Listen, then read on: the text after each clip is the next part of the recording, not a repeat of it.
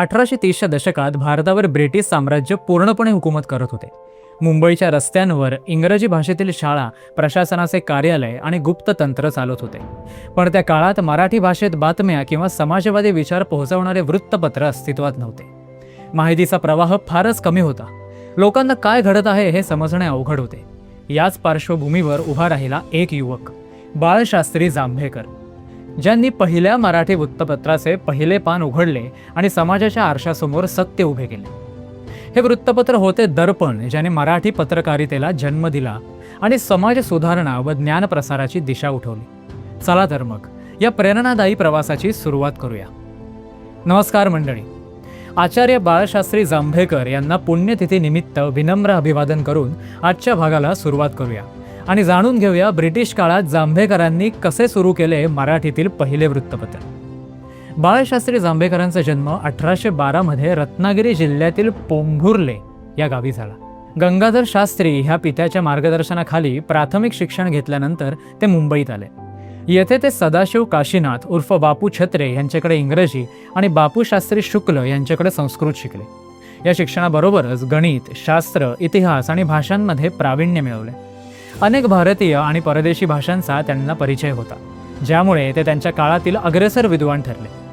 जांभेकर हे फक्त शिक्षक नव्हते, त्यांनी बॉम्बे नेटिव्ह एज्युकेशन सोसायटीचे नेटिव्ह सेक्रेटरी, अक्कलकोटच्या युवराजांचे शिक्षक, एल्फिन्स्टन इन्स्टिट्यूटमध्ये पहिले असिस्टंट प्रोफेसर, शाळा तपासनीस तसेच अध्यापन शाळेचे संचालक अशा अनेक मानाच्या पदांवर काम केले। पण इथे एक प्रश्न उभा राहतो, आपल्या भारतात पहिले वर्तमानपत्र कोणी सुरू केले हे कदाचित अनेकांना माहीत नसेल। जेव्हा ब्रिटिश भारतात आले तेव्हा त्यांनी 29 जानेवारी 1780 रोजी जेम्स ऑगस्टन हिकी यांच्या माध्यमातून बंगाल गॅझेट हे इंग्रजी साप्ताहिक सुरू केले। हे भारतातील पहिले वृत्तपत्र मानले जाते।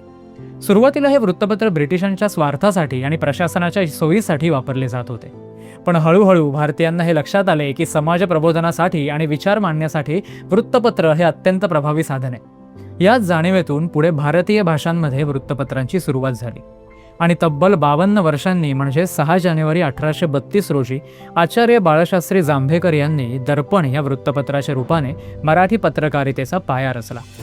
याच क्षणापासून मराठी भाषेला स्वतःचा आवाज मिळाला आणि जांभेकरांना मराठीतील पहिले संपादक होण्याचा मान मिळाला। मुंबईतून सुरू झालेल्या दर्पणने मराठी समाजात वैचारिक प्रबोधनाची बीजे पेरली। 19व्या शतकाच्या सुरुवातीच्या काळात समाज मन घडवण्यात जांभेकरांचा मोठा वाटा होता। दर्पणच्या जन्माने मराठी वृत्तपत्र विश्वात एक नवी पहाट उगवली। या कार्यात त्यांना गोविंद कुंटे आणि भाऊ महाजन यांचे सहकार्य लाभले। भाऊ महाजन मराठी मजकूर सांभाळत असत, तर जांभेकर स्वतः इंग्रजी भाग लिहित असत। दर्पणचे सर्वात वैशिष्ट्यपूर्ण रूप म्हणजे ते 2 भाषांमध्ये प्रकाशित होत असे। एका बाजूला मराठी आणि दुसऱ्या बाजूला इंग्रजी असा उभा कॉलम असायचा।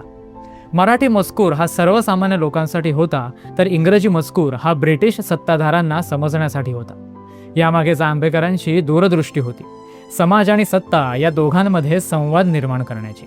त्या काळात ब्रिटिशांच्या विरोधात लिहिण्यावर अनेक निर्बंध होते, तरी सुद्धा जांभेकरांनी अत्यंत सावध पण ठाम पद्धतीने दर्पणचे संपादन केले। सुरुवातीला लोकांना वृत्तपत्र ही संकल्पनाच नवीन असल्यामुळे त्याचे वर्गणीदार फार कमी होते, पण हळूहळू लोकांमध्ये वाचनाची सवय निर्माण झाली आणि दर्पणमधील विचार समाजात रुजून गेले।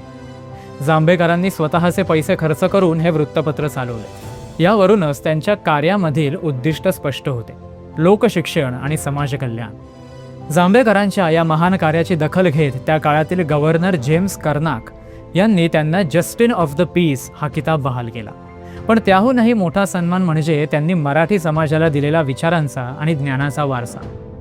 6 जानेवारीला पत्रकार दिन साजरा केला जातो, कारण याच दिवशी जांभेकरांनी मराठी पत्रकारितेला जन्म दिला आणि समाजाला आवाज दिला। तर मंडळी, आजच्या पुरतं एवढंच। आम्हाला आशा आहे की तुम्हाला आमचा हा पॉडकास्ट अवश्य आवडला असेल। आवडला असल्यास लाईक व शेअर करायला विसरू नका।